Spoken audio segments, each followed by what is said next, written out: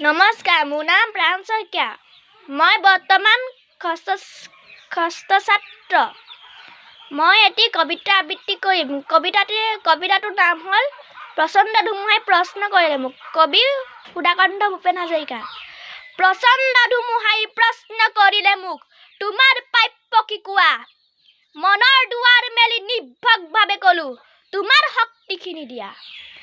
বজ্ৰৰ গৰ্জনে বক্ষ উজাৰি ক'লে, তোমাৰ কাম্য কি কোৱা?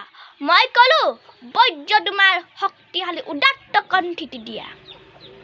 এদিন আকাশে ক'লে, জৈনিক গীতিকাৰে অকণি আকাশ দেখো মাগে, তুমি কিয় আজি বাৰু কম্পিত কণ্ঠেৰে মাগিছা সবাকা সত্ৰা? মই ক'লো, তুমিয়েতো কৈছিলা ৰাতিপুৱা, যিমানেই বিলাই দিবা সিমানেই মহান হবা। তাৰে নাম সঁচা উদাৰতা। সেয়েহে আকাশ তুমি দিব খুজিছা সংকীৰ্ণতা এৰি দিয়া। অৱদান ডুবে তোমাৰ পূৰ্ণ বিশালতা, দিয়া যদি আজিয়েই দিয়া। মহাকাশে দিলে মোক বিশাল দৃষ্টি আৰু ধুমুহাই প্ৰচণ্ড শক্তি। বজ্ৰই দিলে মোক উদাত্ত কণ্ঠ আৰু দিলে সাহসৰ যুক্তি। বজ্ৰ গৰ্জনে ধুমুহাৰ শক্তিৰে গীত গাম কপাম দিগন্ত।